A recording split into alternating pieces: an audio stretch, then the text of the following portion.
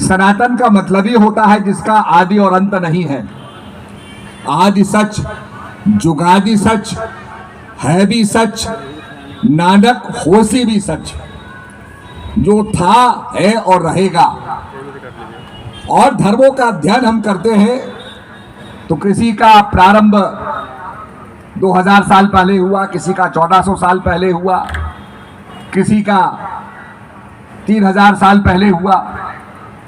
पर हमारा जो सनातन धर्म है इसका कोई आदि अंत नहीं है। वेद विद धातु से बना है। वेद का अर्थ होता है ज्ञान।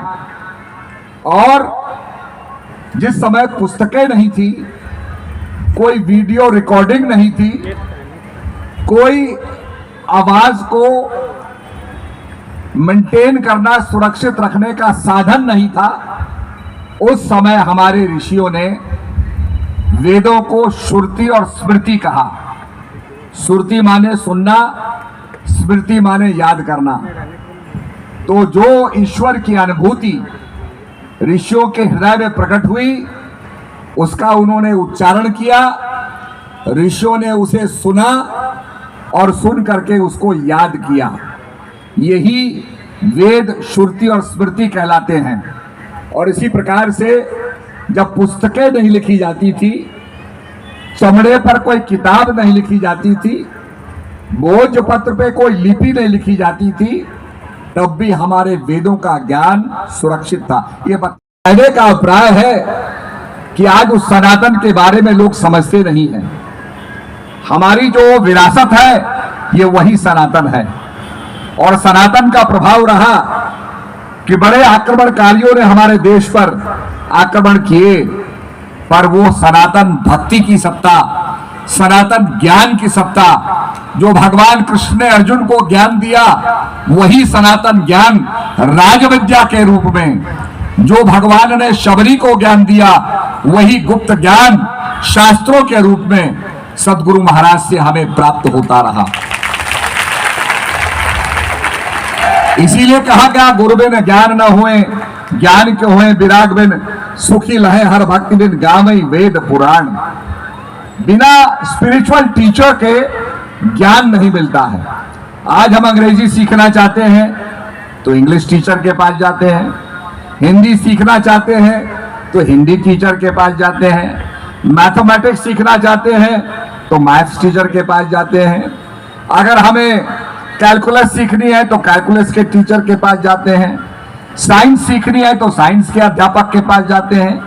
इसी प्रकार से स्पिरिचुअलिटी को जानने के लिए, उस सनातन को जानने के लिए जिसका आदि अंत नहीं है, उसको जानने के लिए हम एक स्पिरिचुअल टीचर के पास जाते हैं। और इसीलिए कहा, बंदो गुरुपद कंज कृपा, सिंधु नर रूप हरि, महामोहतम पुंज जासु वचन रवि करनी कर। जिनके वचन रवि की करनी करते। रवि की करनी क्या होती है? अंधकार दूर करना। ये बत्तियां जली हैं, अंधकार को दूर कर देती हैं, पर इतना दूर नहीं करती कि रात्रि का समस्त अंधकार दूर हो जाए, रात्रि दिन में परिणित हो जाए। ये बत्तियों से नहीं हो सकता है। तो जब एक सूरज चमकता है तो सारा अंधकार दूर हो जाता है। तो इसीलिए कहा, मैं गुरु महाराज के चरणों की वंदना करता हूं। गुरुपद कंज कृपा, सिंधु नर रूप हरि, महामोहतम पुंज जासु वचन रवि करनी कर। जिनके वचन रवि की करनी करते हैं, अर्थात अंधकार दूर करते हैं। अब ये तो एक फिजिकल बात समझ में आती है, सूरज निकलता है, प्रकाश हो जाता है, अंधकार दूर हो जाता है, हर चीज हमें दिखाई देने लगती है, वास्तविकता प्रकट हो जाती है। पर एक चीज और होती है, और वो क्या है कि जब सूरज की रोशनी हमारे हरियाली पर पड़ती है, हरियाली के अंदर क्या होता है? क्लोरोफिल होता है। ये पत्ते जो हैं, इन पत्तों के अंदर हरा पदार्थ होता है, विच इज कॉल्ड क्लोरोफिल। और क्लोरोफिल पर जब धूप पड़ती है तो फोटोसिंथेसिस होता है। एक ऐसी क्रिया होती है जिसमें दूषित हवा स्वच्छ हवा में परिणित हो जाती है। तो कहने का मतलब कि ये जो प्रकाश है, ये दूषित हवा को स्वच्छ हवा में परिणित करता है। कार्बन डाइऑक्साइड, कार्बन मोनोऑक्साइड को ऑक्सीजन में परिणत करता है तो ये जीवन दान भी देता है। तो अध्यात्म का जो जीवन दान है, जो द्विज होने का जीवन दान है, जो दूसरा जन्म होने का जीवन दान है, वो सदगुरु महाराज की कृपा से प्राप्त होता है। वो अध्यात्म के अंदर